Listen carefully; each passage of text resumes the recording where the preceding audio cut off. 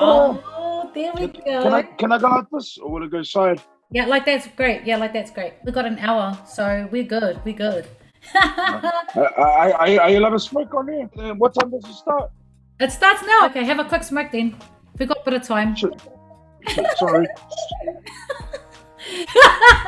Smoking. Alrighty. What up, Shane Walker? Kilana people, Kilana. So good to have you, man. Thank you so much for joining this podcast show. Thanks for giving me the opportunity to come on. I don't know. I've never had a Zoom meeting before, so I'm like, oh, how do you have to act in a certain way? Nah, bro, you just keep it real, man. It's keeping it real, keeping it raw, but at the same time, I like to be a little professional as well. Just want to acknowledge the good work that you're doing. You're making your music, great music, and music for the people. Yeah, man, we want to go back in time. I really wanted to just dive into your world. Okay, then I was born in Middlemore Hospital. Straight from there, and actually, our first house, my mum and them was in Mangere. Yeah, a place called Forbury Place, but only for a few months. But spent most of my life in Otara. Well, with some not so good people, but I actually thankful for that because it makes me the person I am today. Childhood growing up, I've got heaps of hidings. As we do. And as we do. My inspiration for music came from because my father, he's a musician himself too. He's always the artist that's always with Brother Love, so he plays the harmonica and the ukulele.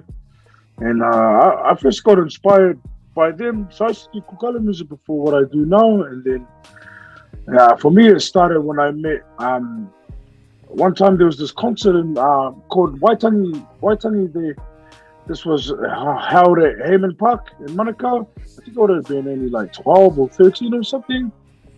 And then I went there.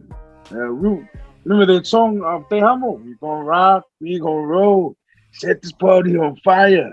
I thought, man, boy, it's the best I've ever heard. So all my mates wanted to go to the Hayman Park to see him because we wanted to see him live. And then I heard this fella at the back like, yeah. I was like, huh? What's this voice? Bro, Fire is the best I've ever heard in my life. And that was Tom Lee. And he's the one who actually inspired me to wanting to do music. Interesting. Yeah. That's so cool. With your dad, like, talk a little bit about your dad's journey as well and how you got involved with his music as well. Like, if he hears this, he'll probably give me a hiding, but I'm gonna tell him it. I'm gonna say it anyway. So my dad, his name is His name's Dion Paikau. He's from we were from Otara. He actually, he's done a few gigs with some so-called bands like That's Us, it's an old school band called The Vection. Ari joined them. He's done some performances with harmonica and stuff, and he's quite known in the music world from Otara. How I got with him to do music is it's not a bad thing. One day I went to pick up a ukulele and a guitar, when I was young, and his instruments, and if you touch it, you get a hiding. But he saw me play a chord and I was like, oh yeah. So then he wanted someone to jam with. I think that's what I think. So he tried to teach me, but his teaching was like more like a Michael Jackson type of teaching, where you get a chord wrong, you get a hiding. Yeah, seriously. But I'm saying that there, I actually love him for that, because if I didn't get those teachings, probably I wouldn't be consistent and hardworking as the way I do it now. And he's the one who actually taught me, how to for confidence, because how he used to teach me for confidence of doing music is take me to like busking every Saturday and Sunday. Yeah, it taught me confidence, independency, how to make your own money. So shock that. Man. Yeah, I love taking the kids out and stuff. Yeah.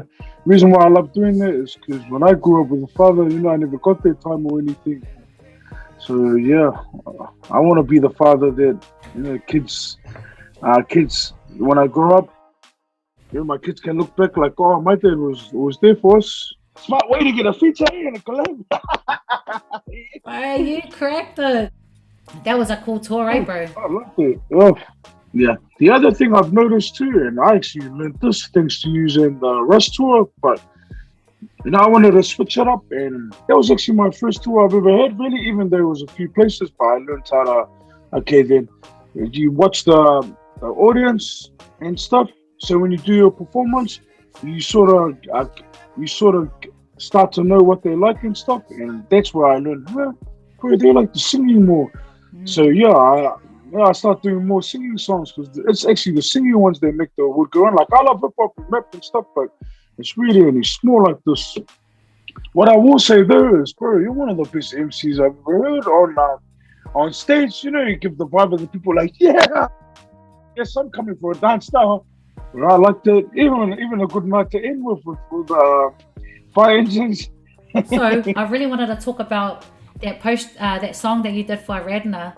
And those days, like year 2003, year 2004 was the first time I ever heard of Redline. I just fell in love with her. Like, oh man, not with her song, like with her music. Like, yeah, I couldn't get enough of her music because it inspires me. Not only that, but when you feel down one day, it gives you a good feeling.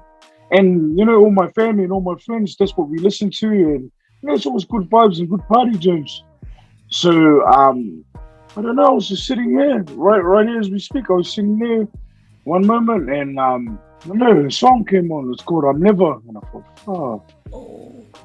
And then I thought to myself, because I was thinking about topics to write, and I thought, and it just came to my mind. Hey, I should make an appreciation song. I've already made one for Chongni, but I haven't released it yet. And I thought, you know what? I'm gonna make her a song right now. And so I stayed there all the way till like 7, 8 in the morning, writing a whole song. I'm making a whole beat and stuff, and then went to sleep. Woke up the next night and just recorded it. And to be honest, I actually didn't like the song there because all the vocals on there is 100% straight, no effects, apart from reverb and echo, but nothing else.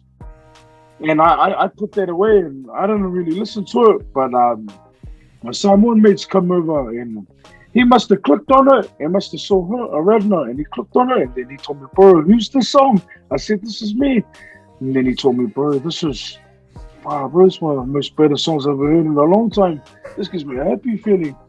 So then, I thought to myself, I better just give a snippet of sing just to see what the audience likes. And I got that one wrong. I don't think it will be an impact on a lot of people in New Zealand and throughout the world. It really was, bro. It's on 250,000 now. Woo! Damn. Yeah. I just want to say, what inspires you to get up every morning and just get on your lives and get on your social media? Okay. Thank you for bringing this up. Yeah, I want everybody to join in and listen on this one.